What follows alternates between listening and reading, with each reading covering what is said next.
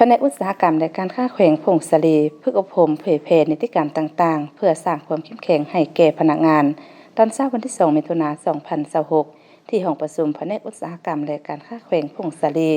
ได้เปิดฝึกอบรมเผยแพร่นิติกรรมต่างๆเพื่อสร้างความเข้มแข็งให้แก่พนักงานวิชาการประจำภาคสนามในการติดตามกวดการและคุ้มครองบรรดาโครงการลงทุนด้านโปรแฮทั่วแขวงผงสะลีโดยการเป็นประธานของท่านยินไซดวงพระจันทร์กรรมการฝักแขวงเลขาคณะภาคฐานหัวหน้าแผนกอุตสาหกรรมและการค้าแขวงมิฐานพรไซศรีสมบัติรองเลขาหน่วยผักห้องหัวหน้าแผนกอุตสาหกรรมและการค้าแขวงผู้สินำแขนงธรณีศาสตร์และโวเฮแขวงมีบรรดาหัวหน้าห้องหัวหน้าแขนงการที่เกี่ยวข้องตลอดฮอดพนักงานวิชาการห้องการอุตสาหกรรมและการค้าเมือง7เมืองเข้าร่วมจุดประสงค์ในการฝึกอบรมในครั้งนี้แม่นเพื่อกำหนดหลักการระเบียบการมาตรการเกี่ยวกับการประจำสนามเพื่อติดตามกวดการและคุ้มครองการจัดตั้งปฏิบัติเวียกงานการสอบคนสำรวจขุดค้นปรุงแต่งและส่งออกแห่ธาตุ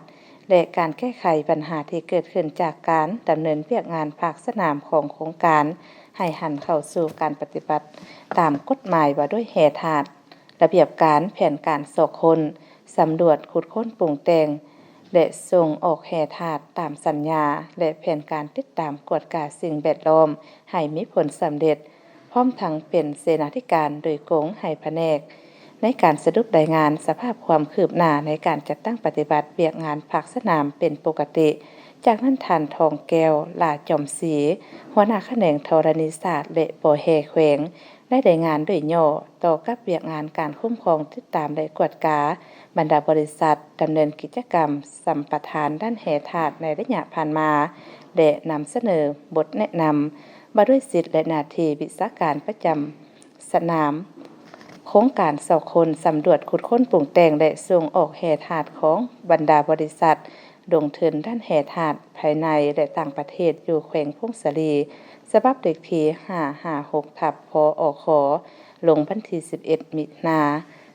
น2026และผ่านข้อตกลงว่าด้วยการเก็บกำข้อมูลภาคสนามของกระทรวงพลังงานและโบแฮ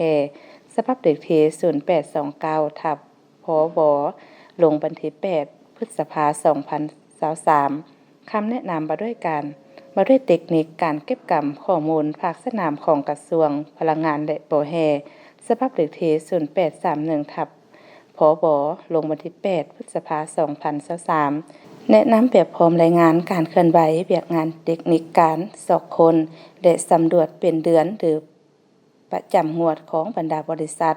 ดำเนินเวียกงานด้านเทคนิคอยู่ในขั้นตอนสอบคนและสำรวจแห่ธาตุของกรมธรณีศาสตร์และปอแฮ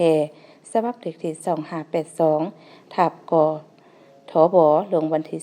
18ธันวาคม2025และการกวดกาปอแฮ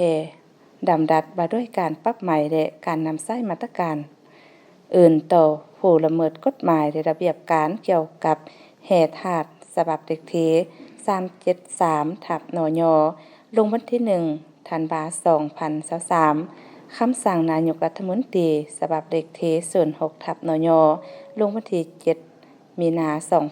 2025ว่าด้วยการติดตามกวดกาและแก้ไขปัญหาแห่คำตกโขนหินและทรายตามบรรดาสายน้ำในขอบเขตทั่วประเทศคำสั่งนายกรัฐมนตรีฉบับเลขที่46/นย.ลงวันที่13เมษายน2026ว่าด้วยการต้านและสกัดกั้นการลักลอบขุดค้นปรุงแต่งเก็บซื้อขายนำเข้าส่งออกแห่ธาตุและผลิตภัณฑ์แห่